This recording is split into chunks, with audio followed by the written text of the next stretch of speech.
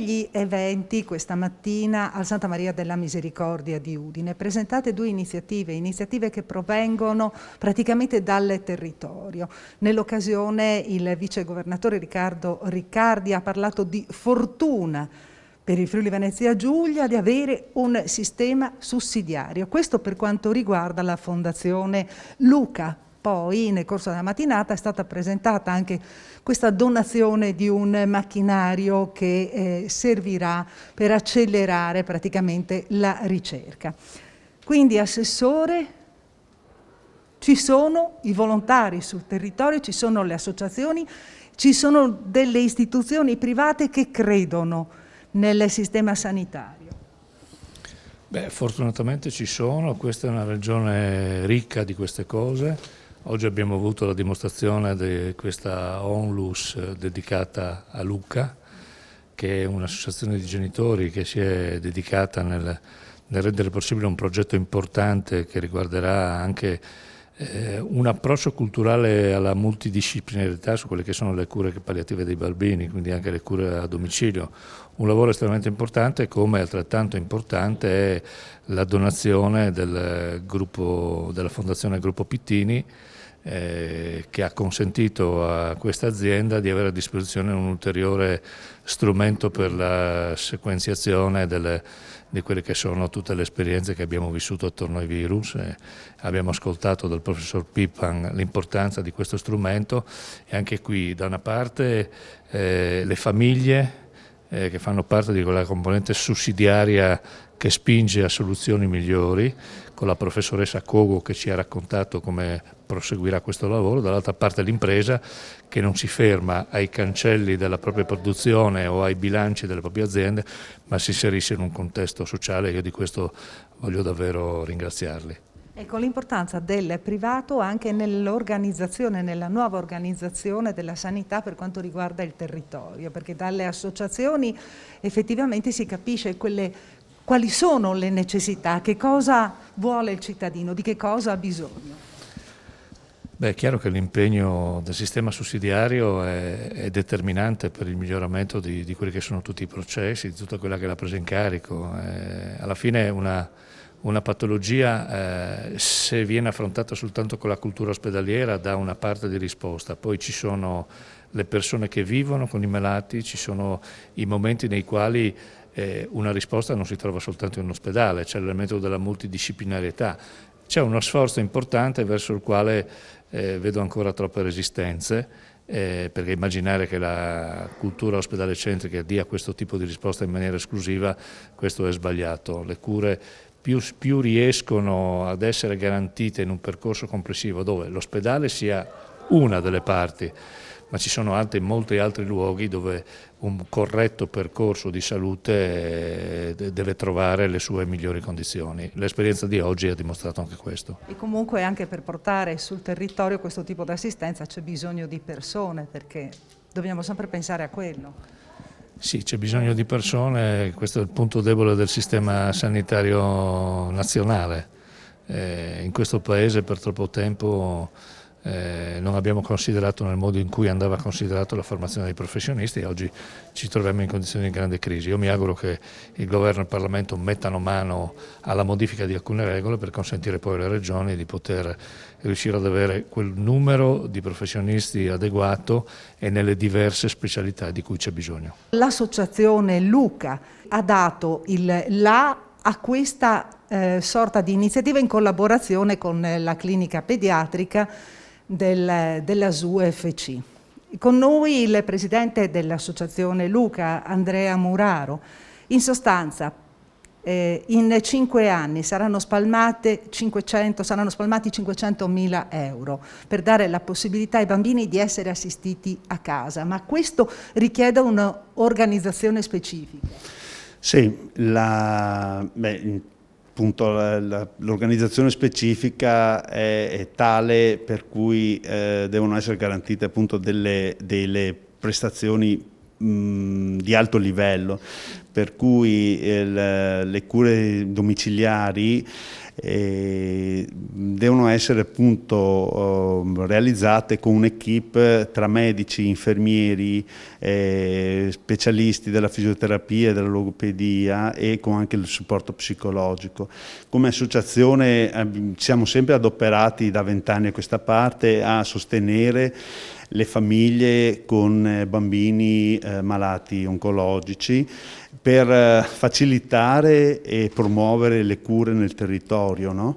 Per cui quando la professoressa Cogolo e la dottoressa Passone ci hanno proposto di sostenere e attivare questo progetto e questo servizio delle cure palliative domiciliari pediatriche, noi abbiamo accolto immediatamente la proposta e abbiamo richiesto e ottenuto una progettualità pluriennale proprio perché volevamo dare una organicità al servizio e non, come è stato anche ribadito in conferenza stampa, un una tantum, no? Ecco, importante appunto che il servizio venga avviato, venga sostenuto, perché dopo venga preso in carico totalmente dal sistema sanitario regionale. Per voi quanto è importante, a parte che già vi siete dati questa organizzazione, adesso avrete bisogno di rinforzare, no? Un po' tutto l'insieme. Ma per noi è importantissimo perché questo tipo di supporto e di aiuto che ci dà l'associazione, perché come sappiamo purtroppo le risorse in sanità pubblica sono limitate, quindi non sempre noi riusciamo a perseguire dei progetti diciamo in tempi come noi vorremmo che fossero per i nostri bambini. Quindi il fatto che il territorio e comunque la società civile ci venga incontro, ci dia fiducia e creda che noi possiamo veramente fare un'assistenza migliore per questi bambini, per noi non solo insomma, è un onore naturalmente, ma è anche un dovere, un impegno importante che noi vogliamo perseguire, che vogliamo rafforzare ogni giorno con delle cure sempre più innovative, sempre più legate a quello che oggi la medicina ci suggerisce di fare con delle evidenze scientifiche. Sicuramente noi abbiamo formato in questi 5-6 anni delle figure mediche, no? Che si sono specializzate, stanno studiando questo tipo di approccio della medicina, questo tipo di modalità di lavoro per i bambini oncologici. Successivamente, naturalmente, il medico non può far tutto, ci devono essere degli infermieri che noi vogliamo reclutare e preparare in questo campo specifico e delle figure sanitarie di altra natura, tipo i logopedisti, tipo i fisioterapisti, tipo i dietisti, che possono contribuire in maniera multidisciplinare a creare una cura migliore. L'azienda sanitaria universitaria del Friuli Centrale si dota di una nuova strumentazione che viene inserita praticamente sulla piattaforma di diagnostica molecolare. Questo grazie a una donazione della fondazione del gruppo Pittini. Con noi il professor Corrado Pippan, che è responsabile del laboratorio di virologia. Innanzitutto scendiamo negli aspetti tecnici per capire effettivamente a che cosa serve questo nuovo strumento. Si tratta di un sequenziatore di acidi nucleici di ultima generazione, quindi dotato di delle caratteristiche, delle performance che erano assolutamente impensabili con i sistemi tradizionali e che soprattutto ha una velocità, una versatilità che è assolutamente interessante e straordinaria. In effetti, grazie appunto alla diagnostica molecolare, si riesce a individuare diversi aspetti, perché parliamo addirittura della sorveglianza per quanto riguarda il coronavirus, praticamente il tracciamento dei focolai, e addirittura l'antibiotico resistenza, che è una delle problematiche che saranno da affrontare praticamente nel prossimo ventennio.